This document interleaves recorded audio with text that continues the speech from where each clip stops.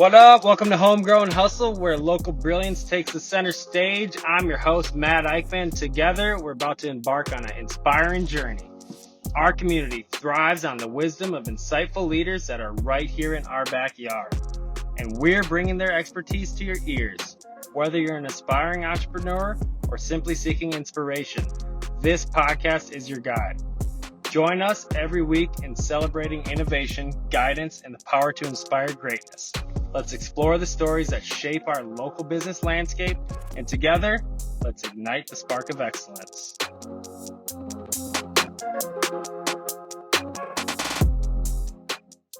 What's up, everybody? Welcome to Homegrown Hustle. I'm here with the CEO of Sansom Staffing, Kirstyn Sansom. Thank you so much for joining us here today. My pleasure. Super excited to have you on here, talk a little bit about hiring here in 2025, some things that you help businesses with. But before we get to that, you got a really interesting Minnesota accent.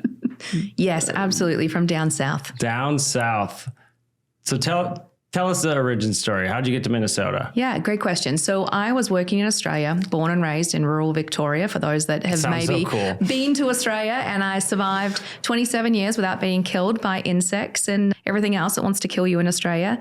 And I started my career in HR and got to a point where we were using these staffing companies, and I was in a global company, and no one could actually understand what we were doing. And it wasn't that we were creating rocket scientists. We were just hiring people in manufacturing jobs, in finance jobs, scientific jobs. And so I thought, I'm going to go do this for 6 months. Worked for a company doing legal staffing, of all things, and ended up being one of the top producers in the country. Met a man, changed companies to an American-owned one just in case, something eventuated. And in 2006, as a top producer in Australia, got the opportunity to relocate to the US.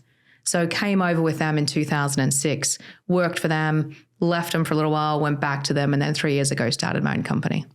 And you chose, it was all intentional, hey, I'm going to Minnesota. I had two options, Kansas or Minnesota, because of my boyfriend, now husband's job opportunities, and he was with PricewaterhouseCoopers, an accounting firm. And so I looked at the skylines and went, you know what, I can probably sell more stuff in two cities versus one, and I like snow better than ice. So here we are. So simple logic. I love it. So tell me about the switch from when you were working for this massive organization to starting your own. Like what was the breaking thought point process? Yeah. Like what was going through your mind at that point? Yeah. So I had ran lots of different divisions, and I was running 3 countries at the point in time for a division that I was running. And it was in COVID, and I was traveling a lot. And I was traveling because these people were getting off the couch and they were going to work and they were working for us and they were showing up every day. So I started showing up for them. When some of the senior executives questioned me on that, it really started to make me think about my core values and my ethics and what I believe in and who I'm willing to work for. And so I'm also certified with Human Synergistics, which is a thinking and behavior leadership development program. So I actually did an assessment on myself, right? Yeah. And I thought, let me have a look at this and let me see, how this aligns with where I am at now. And that was in November. And so New Year's Eve, I ended up quitting my corporate job with a great, comfortable salary, and, had conversations with other people in the industry, my husband, my parents, they know me well, and just said, look, I'm going to bet on myself. And everyone said, well, you should. And I think that not enough people sometimes bet on themselves. And so I hung up the shingle and started Sansom Consulting, which, I had a non-compete at the time for staffing. And 5 weeks into that business, I had a skiing accident, couldn't walk for 5 months.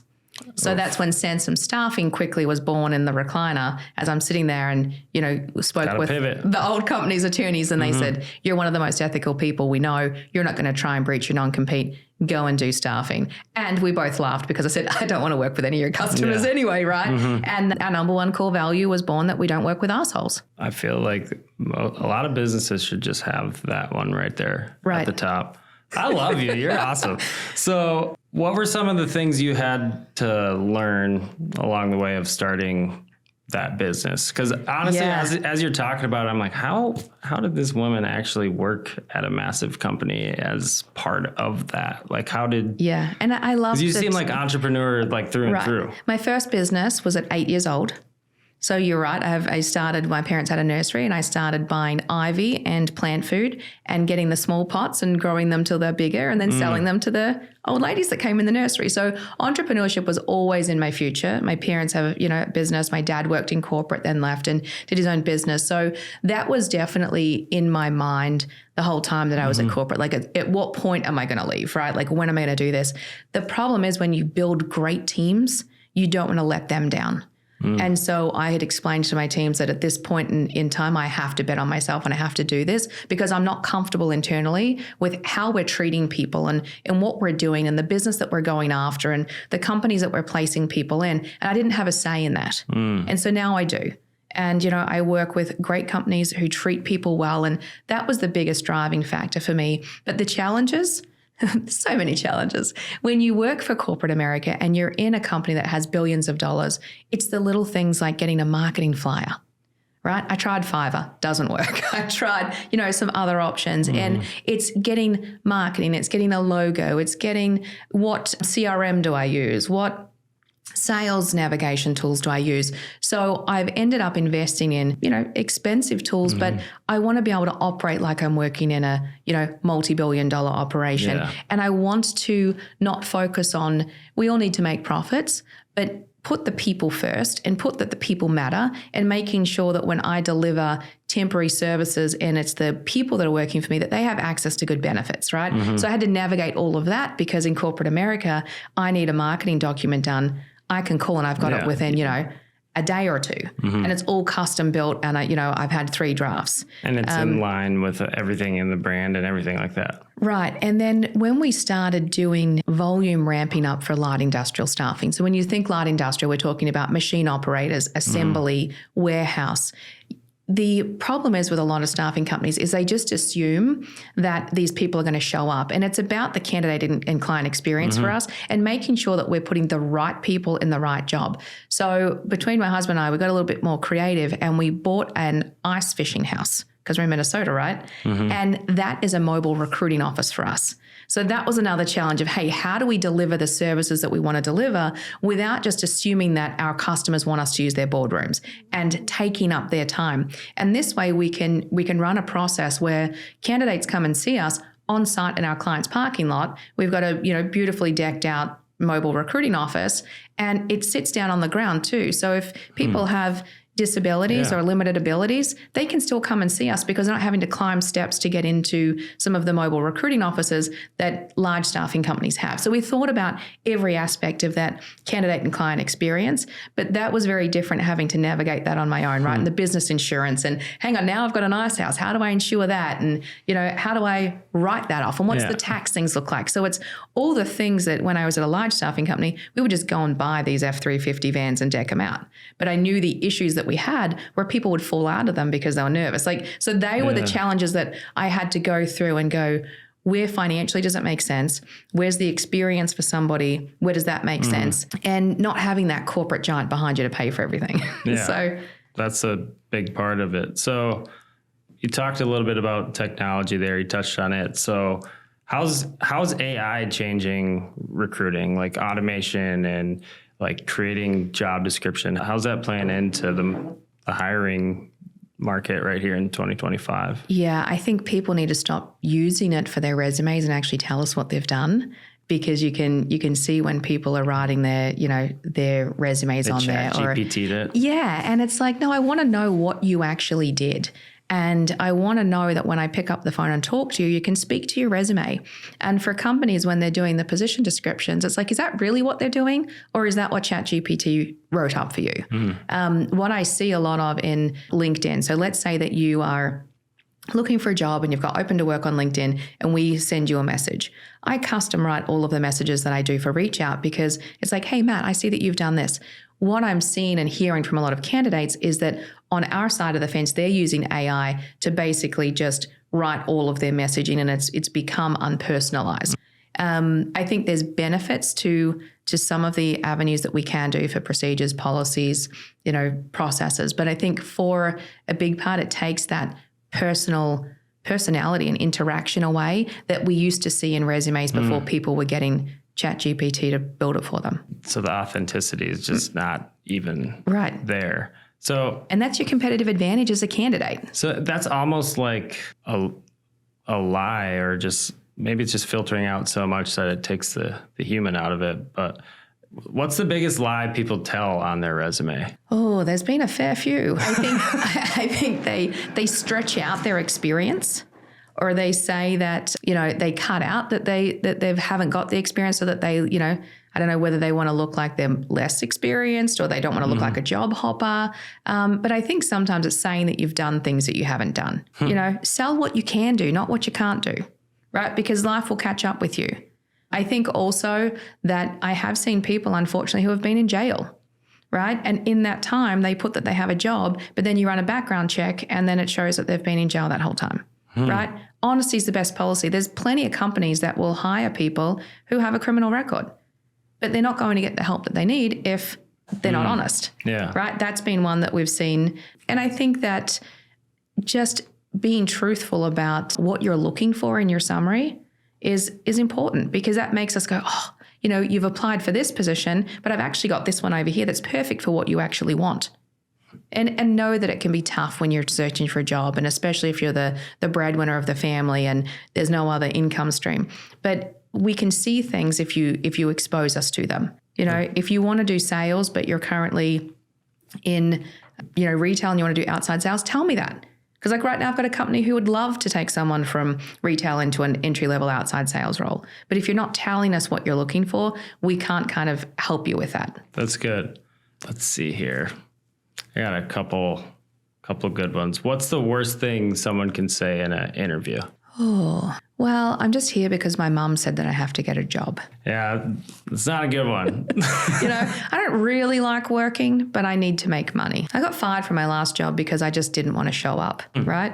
There's a lot of those things. Or too much authenticity, maybe. And just that there's no passion to want to work, And so I think that's when I say to people, what is it that makes you want to get out of bed every day?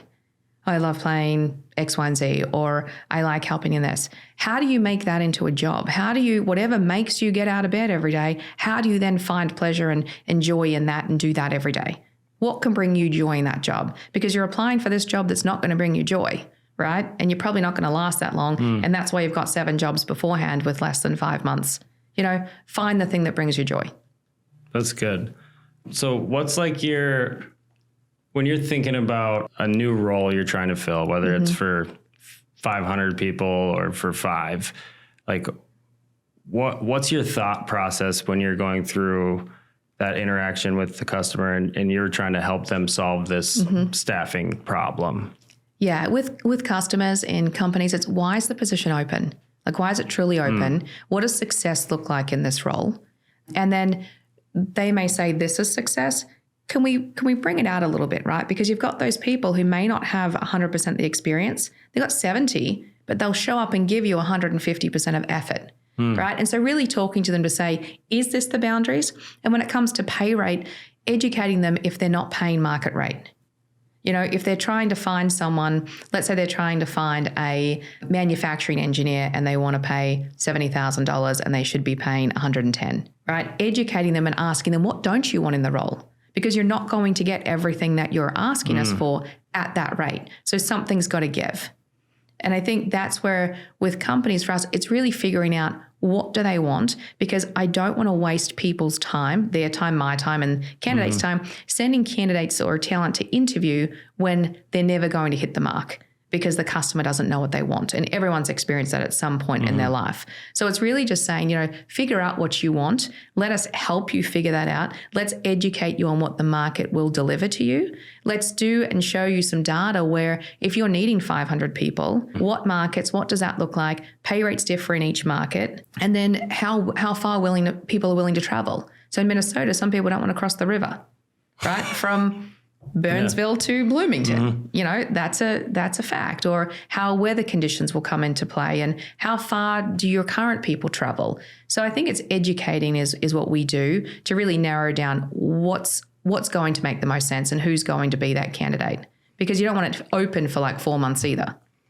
Yeah, that's almost worse. You think you're working on something and you think you're solving it and it just doesn't happen. And what's the time time commitment. When can we expect that your supervisors will make time to interview? Because then at least we can have a great candidate experience, because people are judging you as they're interviewing for your company too. If we go out, we get them in the process, and then it gets paused, you look like you're unorganized. You look like you're unstructured. And then we go back to them in 2 weeks' time and say, oh, just kidding, now they're ready to continue the process. The candidate's not going to continue in the process because you kind of just put them on ice for a couple of weeks. Yeah, that's because there's that, customer experience or team member experience coming in. And if it starts off rocky or it doesn't work, it's how do you have success then? Like, how do you truly have an employee that's going to stay there for any amount of time and bring the value that they can bring to the table? Yeah, I think looking at it in a sense of, is this a priority? Are people a priority? And if they're not a priority, then wait in the hiring process until you can make it a priority. Because good candidates are not going to wait around, right? We talk about the Minneapolis market and the St. Paul market being hard to find good talent. There's great talent out there. Companies just need to manage their expectations and their process. Like if you're buying a house, right? You're getting that forced, hey, we need an offer, we need an offer, we need an offer. Hey, we need an interview, right? We need you to meet the person. If I sent the resume, ideally you want them to be responding to us within 48 hours to get back to the candidate, because Mr. Client, you're not the only option that this candidate has in this market today. And after COVID, they've probably got, depending on their job, if they have to be on site or not, they've probably got national options as well, because so many people can work remote. That's a good segue. So how do you guide employers when it comes to being remote or like semi-remote? Like, what are the conversations you have around that? Yeah. And it's really some companies, like you look at some of the large companies nowadays, like your US banks, New Wells Fargo, they have a mandatory 3 days in office. And some smaller companies and mid-sized companies are doing that as well. I think it's asking yourself, why do they need to be in there? Right. And if it makes sense. So I've got one right now that it's a sales representative. They're going to be in the office, but then they'll go out because it's outside sales. I understand why they need to be in the office, because they want them to build and understand the culture, the products, be there, experience the manufacturing. I'm not going to push back on that person. My question was, could it be hybrid when they're out? They've got, a calendar full of sales calls that are closer to home than your office. And the president said, absolutely, we're reasonable people. We just want to make sure that they're coming into the office because the meetings, so much happens. They learn production scheduling. They're learning a lot of stuff that's going on that they wouldn't have exposure to those production managers and warehouse managers in those meetings if they were sitting at home. So that makes sense. There's others where it's like, hey, only one person goes in. Can this person be remote? Yes, after they come in and learn our systems. So are there industries that are still struggling with the whole remote, hybrid, in-person? Yeah, I think some of the manufacturing organizations have brought back a lot of the office people, which I'm in support of. Your heartbeat of the organization is making your products. They have to show up every day, and then everyone else gets to stay from home. I think that, a hybrid schedule for some of those to show the manufacturing employees that, hey, we too support the fact that we have to be in here, and seeing and understanding what they're doing. For a manufacturing organization, if the procurement person comes through to see, especially from that direct manufacturing, hey, we're short on these pieces, they can't see that from home. But if it's a very unique skill set, maybe we had to hire out of state, so it's not possible. It just, there's variety, but I think that how's like performance impacted, like, because as an employer, that's a thought process, but regardless of which way you're swinging, it's you either think it's going to work and they're going to be just as productive, or you think they're not, and there's some preconceived notion there. So yeah, there was research came out after COVID that basically showed that sometimes people who show up at the office are actually less productive because they're there, no one's really looking at them. But the people that are in the remote situations, people are watching their metrics more. But I think that the first answer is, how are you measuring people regardless, right? What are the measurements that you're taking to judge performance? And are they the same for in-office and remote? There were some call center locations that had to have remote during COVID, and they put screen recording on everybody's computers so that they could see when the people were actually working, and is it just time being calculated at that point, or are there other metrics that they're in the call center world? They've got calls handled, they've got handle time, they've got their quality control metrics, they've got so much. But if you've got someone who, let's say, is in accounting and they're an AP or AR representative, it's not going to be as straightforward. But it's what is the measurements and what does success look like and how are you managing them? And how would you manage them in the office versus how would you manage them if they were remote? Because it's different. It's not the same. No, but the measurements and the output should still be the same. So if they should be keying in... There's not two scales to measure... No, but they should be keying 150 invoices a day. Are they doing that? Right? And so that's where I think managers need to be equipped to actually measure performance, whether they're in the office or remote. And what is the output? What does the output look like? And what does success look like? And that's where we ask, when positions are remote, how are you measuring success? And some people have it very well nailed down, and others are like, well, if they're doing their job. So very emotionally driven, not data driven. And it's just if they get their stuff done, especially in accounting, if month end's done, if quarter end's done. So I think that's where it needs to be defined. Like, hey, what are we measuring success on? Now we're in an at-will state, and people say, well, I can fire people anyway. You can, but we're dealing with people's lives, right? We're dealing with humans. We're dealing with an area of their life that is impacted a lot because it's how they make money. Right? Well, how they make money is how they pay the bills, how they buy clothes, how they buy food. So I think that's where people need to really say that let's not just look at people like you can just throw them out because they're humans. Let's make sure that we're putting them in the right job with the right measures and the right way to communicate their success levels. That's good. We get it wrong sometimes. We put people in the wrong jobs, or crazy cousin turns up instead of, the person that we hired. Just like, where did you come from? That's going to happen sometimes. You just try and have your process ironed out that you minimize the likelihood of that happening. That's good. So are degrees like having the impact they used to when it comes to getting a role? Right. Great question. And this was I actually did some interviews on iHeartRadio it was the end of a school year. Big time. And well, we were talking about who's taking the college path and who's taking the I'm just going to go and get a job path and who's going to trade schools, right? And it's interesting when, we're parents, we're in the school district. And I always say to parents when they ask me this question too is get to know your child. Understand whether your child is a university track, a trade school track, or a job track, because forcing someone to go to school and get the degree when they're not cut out for it, that's a whole different waste of 4 years and time and energy and money. Degrees, I think there's certain roles where it hasn't been as important, but there's still going to be your finance, your science, your engineering, your medical where they're looking for it. But I encourage companies where it could be, a degree or years of experience, hire based on attitude, not on skills sometimes, because you're firing people all the time because of their attitude. Someone with the right attitude, you can train the skills on, right? And I think that the degree, if it's needed, why is it needed? What are they learning? And there's some positions that, yes, we're just not going to be able to fill without a degree. But if it's a sales job, right? Some of the best salespeople I know don't have a degree.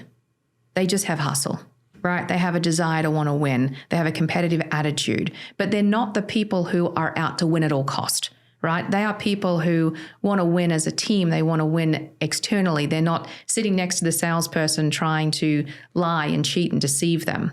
So you can get people like that, and they've gotten to where they are because they've had to hustle harder than the average person. And you see a lot of people with degrees that are not anything relevant to what their job is, right? Yeah. But they can get in places because they've got the bachelor. Yeah. So interesting. How do you differentiate yourself from other recruiting staffing agencies? I mean, obviously the Ice House is probably a key differentiator, but what really sets you apart? Yeah, I think that we care. Right. And we do say no to business, and we don't work with assholes, whether it's a candidate or a customer. And it's matching the right people to the right job. And we don't operate our business under a KPI metric. And, if our salespeople or our recruiters don't hit a specific metric, they're not fired. Right. Because what we're focused on the only metric we have is quality. Are you what is the quality of the work that you've done this week? But I'm never going to force our recruiters to say, you've got to get 5 people in jobs this week, or, because if you put that level of pressure on people, they'll meet the metric and they're going to place the worst people just because they're available today sitting on the couch and they're ready to go. There might be a reason for that. So it's that we offer honesty, integrity, the quality of what we deliver. It's important. I had a gentleman.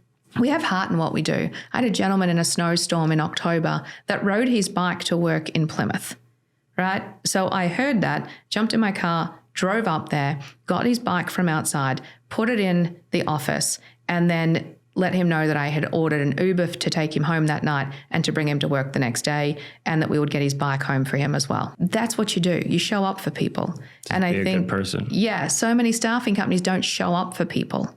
It's worried about, let me put that person in that job and leave them for dead. It's got to be right for them. And we've got to make sure that where we're placing them are safe, that the people are nice. I had a contractor that was getting paid, their pay rate was like $50 an hour.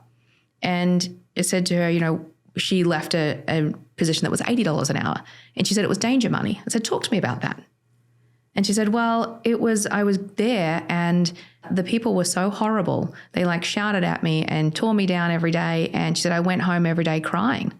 And she's like, I'm willing to take a pay cut for, this position because I show up every day and I get asked, how are you this morning? We talk about the work that needs to be done. And, that company ended up paying her more over time because they could afford it because of the work that she produced, saved time and money and energy. So that's what we care about. The fact that this person's, and I said, what did your agency do? She said, nothing, because they told me we make 110% markup on your position. You're in finance, you see our invoices. It shouldn't be about how much money we make to sacrifice someone's happiness. Definitely. I mean, but there's so many presidents or owners of businesses out there where there's so much distance created between the people that really are that company and the numbers. So do you run into that ever, where there's the person you're talking to isn't in an HR role, maybe don't have that training, but you're talking to them and there's just this kind of gap? Yeah, and a lot of the time, if the person's reporting to them, then we'd say to them, look, we need a little bit more engagement. But a lot of the time, presidents in companies like that, we just say, look, can we be connected to the hiring manager? Because this president's not going to, or the CEO or the CFO, or even sometimes the head HR person, who's going to impact this person on a daily basis? Who's giving them the work instruction? Let's get to know them. Let's make sure that this is a good place for them to work. Amazing. So if you had to describe the current job market, whether it's everywhere or just here in the Twin Cities, in 3 words, how would you describe it? I think it's prosperous. It's easy right now, and people are paying well. More than 3 words, but it's not as bad as people put it out there. Why is that perpetuated? I think that thought process behind, I can't find anybody. Are you even looking? That's my question. Are you looking? But, an analogy is when you go to buy a house, do you drive around the streets in your car and knock on doors and ask people if they're willing to sell? Or do you just drive around the streets looking for sale signs? Or do you go and get one of the best real estate agents in town to help you get what you need and present you with the top 5 houses? Which route would you go? I feel like the last one's the best option. Right. So when you're looking for a job, why do you drive around the streets blindfolded looking for your own work, in a metaphor? But use recruiters, use agencies. And I think that's where people go, I've applied for 150 jobs. But you're doing it on Indeed or LinkedIn with everybody else. Use an agency. It doesn't cost you anything. And on the flip side, when you're a company, you're like, I got 150 applications. Yes, because there's some people that are desperate and they're applying for everything, even if they're not qualified. So I think it's almost using that broker, if you will, to get the match that you're looking for. Because a lot of companies, and we recognize some companies can't afford to do that. A lot of our competitors, if you've ever used an agency for direct placement fees, they charge 20 to 30%. It's a tough thing to navigate as a growing small business, because you need those people you're bringing into your team to feel really comfortable and understand your culture. And when you have a conduit like a staffing agency, they need to understand your culture and be able to communicate that. So it's not this shock. Right. And we make it affordable. We charge between 15 and 18%, right? So sometimes it's half the price of, some of our large competitors are charging 30%. We do that because we don't have the overheads, right? We're not having all of the overheads that some of the larger companies have. And we want staffing services to be affordable so good people can get good jobs, right? Or great people can get great jobs with great companies. And that's where we want to make sure that people can get access to that. For candidates, using an agency that is experienced in what you're looking for. If, right now there's so many marketing people on the market, go and find the top 3 marketing agencies in the town and sell yourself to them. You're a marketing professional. Market yourself, right? And so it's taking that path and looking at your resume. If you read your resume, would you hire you? 100%. Because sometimes people put very minimal on there. Tell me what you've done. What's the best way for somebody to put together a resume to effectively communicate to that potential future employer who they are and how they can help? Yeah, and I think keeping it simple for the page layout, right? It's not a graphic design project. So get the attention of people where you want it. Tell us what you want. Put your name, you don't even have to put your address if you don't want, but put your phone number. I've got one this morning that the person's perfect, doesn't have their phone number on it. So I'm sending them messages and emails and trying to find them in any way, shape or form that I can. And that's what happens with Indeed is it flips your resume sometimes and makes it look really, really quirky. And that's what's happened with this individual's resume. So keep it basic, put it into, a PDF or a Word document. I like PDFs because then no one can change it. No matter what we do, it shows you. We can't go in and edit, not that we would want to, but it shows who you are and what you're doing. And then have the employer, how long did you work there? What did you do for each time frame? So we can see if there's a story behind it, add on there the reason for leaving. If you've got 3 jobs within a 12-month period and it looks like you're a job hopper, but what you were doing was working for a contracting company that placed you in the 3 places, tell us that, right? Tell us your story. What makes it, stand out is when we see, reason for leaving, contract was up, all 3 companies, under this umbrella. Great. Now it makes sense. I'm going to call you versus go, can't hold a job, right? And then don't necessarily put references on because they're your, golden ticket at the end of the run. Don't put all of those people's information out there, because you also don't want them getting calls before you've been interviewed. Right? Because you want to give those people a heads up. Where a lot of people will put references on the bottom. I typically say to people, keep those, keep them up your sleeve until you need them. So people aren't just getting called. Interesting. And it's a good gauge of where you are in the process because if you're getting asked for references, you're doing pretty well in the process. All right. And they can always reach out to us and we'll help them, And you can start as basic as a resume template from Word if you've got nothing. Not ChatGPT. Put in your stuff, right? Put in what you've done. But I think that's it. Just keep it to the point. Authentic. I get some that are, when I was younger, I did do my resume in PowerPoint to try and catch someone's attention and it worked and I got the job. But that was very risky. It paid off, but it could have blown up in my face too. Was it the job that led to where you're at right now? Yeah. Wow. And I sent it to lawyers. So for employers, like when you're trying to communicate with somebody you want to hire, what's the cringiest way to follow up? I'm grateful for people that just want to follow up, right? But I think you're talking about if someone's been to XYZ company and then how they follow up with them, I think overly following up, you'll sometimes get the email, you'll get the phone call, you'll get the, 3 or 4 emails in the next week. Just ask if you're someone who is impatient, ask in the first, situation of the interview, what does the process look like from here? That's good. Right? So that you're setting internal expectations with yourself so that it's the over follow-up, right? Or I am the perfect person for this job, and then you say that 3 or 4 times in a follow-up email. We got the picture. You're probably not going to get the job because you're kind of annoying now. What about vice versa, like the employer communicating? I think the biggest downfall is that the employers don't communicate. Why? Right? They go through all of the interviews, and this is what we hear as the biggest complaint from candidates is, well, I interviewed with that company 2 weeks ago and I've never heard back. Or I interviewed with that company, I'm not sure what the next step is. So I sent an email to ask them, hey, what's the next step in the process? And I never hear back. What's the best process? I think setting expectations when you're interviewing somebody as a company and you've got 5 candidates coming into interview, just be honest. You're one of 5. We've got our interview set through the next, week and a half. You'll hear back from myself or XYZ within this time frame. And, then we'll keep you updated on the process. And then do that. And actually follow through on it. Strange. Weird how that happens. Yeah. Communication's key in every aspect of our life, right?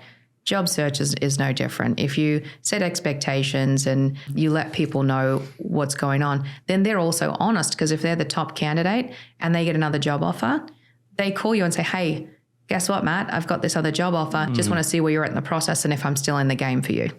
And then you can make a decision if, Sally's the top candidate. You can say, absolutely, let me get an offer for you in the next 48 hours.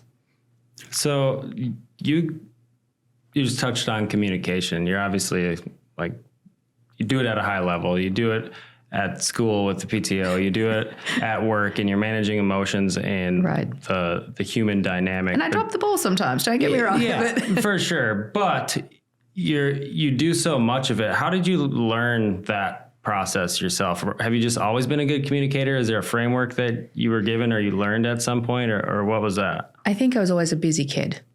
Right. And so it was always managing my time as a kid. There's not a sport that I didn't do. I grew up with 4 horses. I had to train horses before school. I had a job as soon as I could, work. So I think it's just, I've always been busy, and it's like, I have to get ahead of some of that stuff. And I still use a paper planner as much as I use electronic stuff. The stuff that really matters, I write down. It's like my wife. Yeah. Because then I can go back to it and go, okay, yep, that's like my master document. Because if the world, crashes for the internet, I've still got the 911, critical things. Interesting. And I probably don't unplug enough. I'm always, usually if I haven't responded to an email in 10 minutes, I haven't seen it. Otherwise it's I'm on my phone all the time. You're really on it. And it's just really impressive. I've never met somebody who lives a more authentically unique, you just exist that way. And that's how you live your life. And you run your business with so much passion. Everything you do is just, there's passion behind it. And it's usually driven by helping people. It's like, that's something that I live to do, is to help other people, because, there's so many people that aren't willing to help. Sometimes I might, help too much, but, I'm on 2 nonprofit boards, the PTO, help with, different veterans organizations. And it's like, pick people who appreciate it as well, is what I've learned in life too. Because not everyone appreciates your time. And for me, what I can give you in life is my time. I can't create more of that. And so if I do spend time or I work on something for someone, they typically know that, that's a priority for me. And that's why I think staffing was so important, because I could see the impact that I made in people's lives. And you're helping them, but you can also make a living out of it too. But you don't have to help people that can't help themselves. That's true. Do you have questions that help you identify that? If people are worth investing time in? Yeah. Well, I've been told that I'm a little bit harsh sometimes. I give people 3 chances, literally. And I've cut people out of my life after, years of friendship. How many strikes do I have right now? You got none. You're nice. Good. But it's, I have to say, I've got this much time in my life. Where am I investing it? Right? The focus. Time is my currency. Who do I give my time to, and what do I do? But it's usually figuring out, why does someone need that help?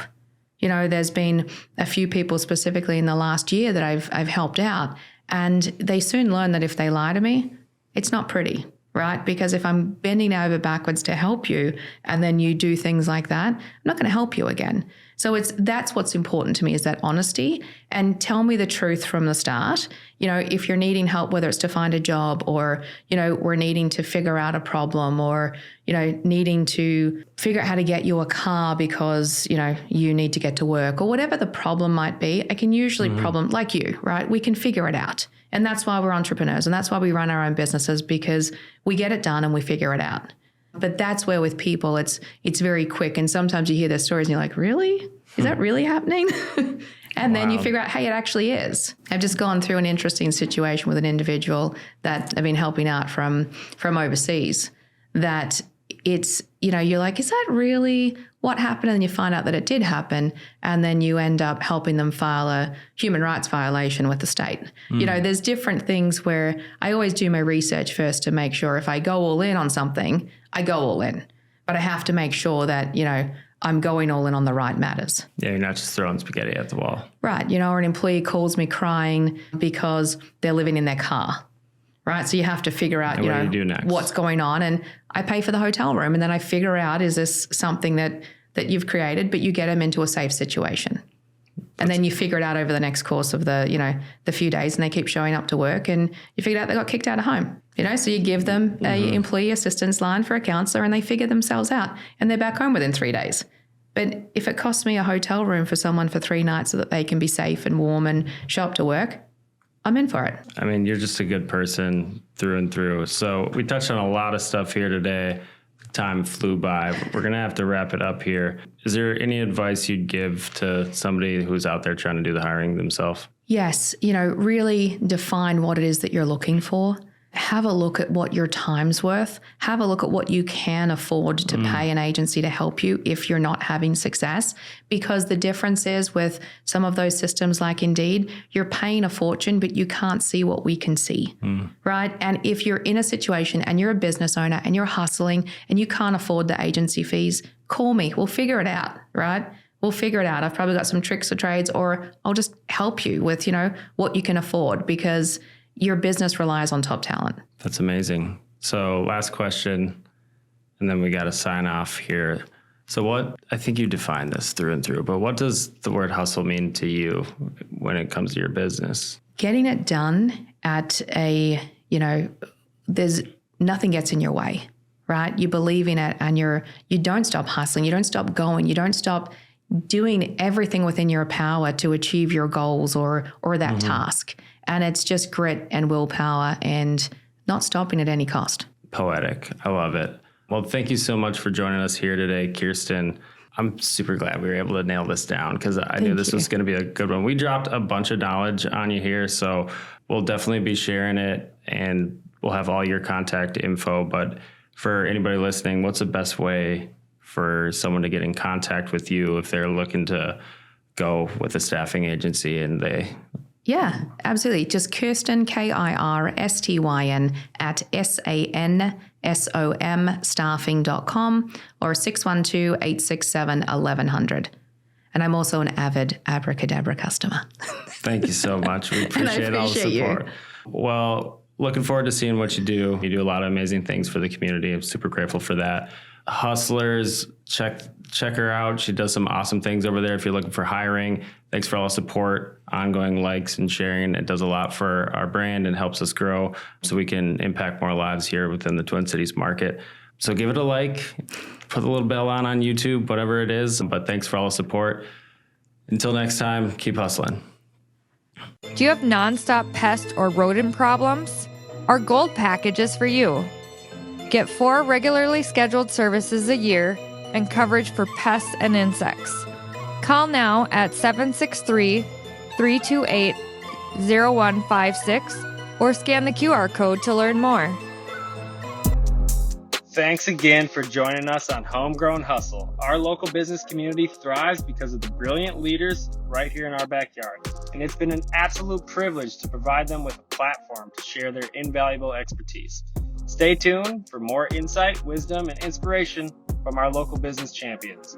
Don't forget to subscribe, rate, and review us on your favorite podcast platform. Together, we'll continue to nurture and expand our homegrown success stories. Matt Eickman signing off until our next insightful episode.